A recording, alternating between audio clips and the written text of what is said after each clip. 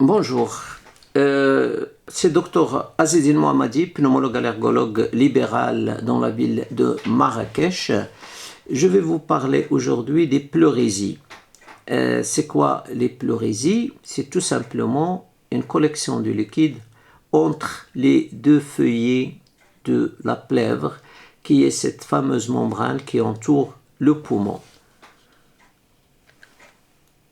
C'est une pathologie affectant les poumons et plus particulièrement la membrane les enveloppant, appelée la plèvre. L'affection peut résulter d'une inflammation de la plèvre et ou de la présence anormale de liquide dans la cavité pleurale. Bien que très douloureuse pour le patient, l'évolution d'une pleurésie est dans la majorité des cas favorable. Donc la plèvre, c'est une membrane qui est très très fine, mais solide et qui est située au niveau du thorax et recouvrant les poumons. Elle est composée de deux feuillets séparés par un espace vide qu'on appelle un espace virtuel.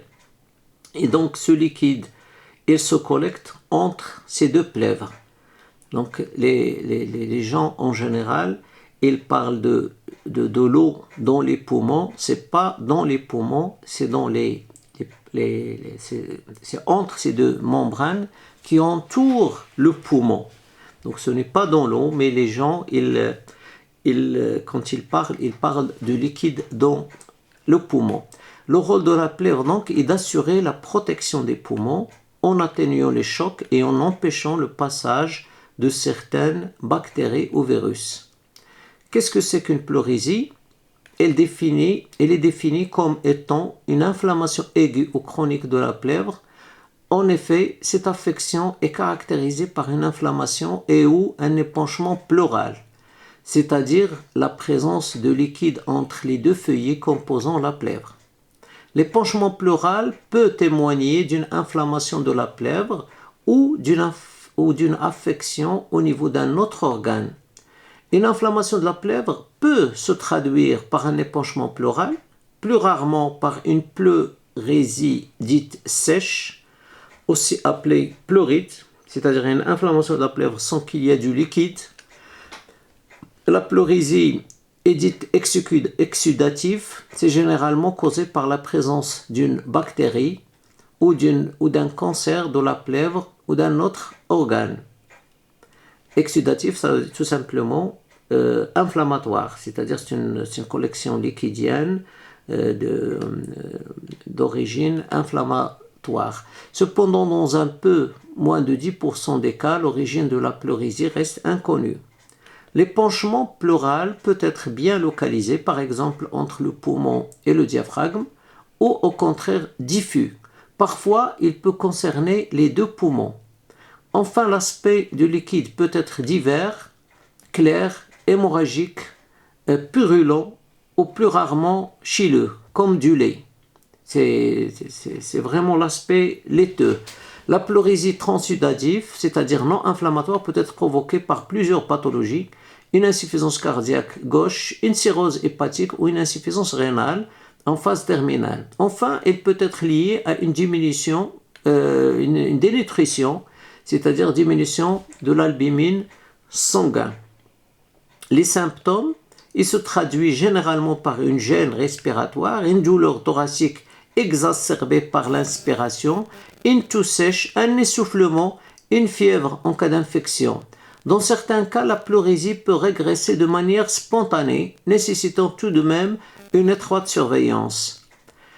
Le diagnostic il est donc envisagé devant les symptômes présentés par le patient est confirmé par le pneumologue par une radiographie des poumons ainsi qu'un examen, c'est-à-dire la biochimie de ce liquide pleural, l'histologie par une biopsie de feuillet externe de la plèvre à l'aide d'une aiguille. Pour le traitement, vous imaginez bien, le traitement passe avant tout par l'évacuation de ce liquide.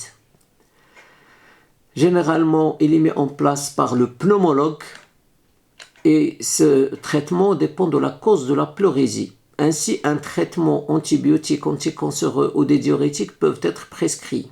pour limiter les douleurs, un traitement ontalgique, des bandages thoraciques ou un drainage du liquide pleural peuvent être préconisés. Pour les formes récidivantes, un accolement définitif des deux feuillets de la plèvre, ce qu'on appelle symphyse pleurale, est envisagé. Le pneumologue pourra avoir recours à un talcage directement à travers le drain ou via un thoracoscope. À travers le drain, on parle de talc slurry. Et un thoracoscope, généralement, ça se fait au bloc opératoire sous anesthésie générale. Et l'avantage de cette technique, c'est qu'on peut voir entre c'est-à-dire à l'intérieur des plèvres et voir ce talc, s'il est bien uniforme ou pas.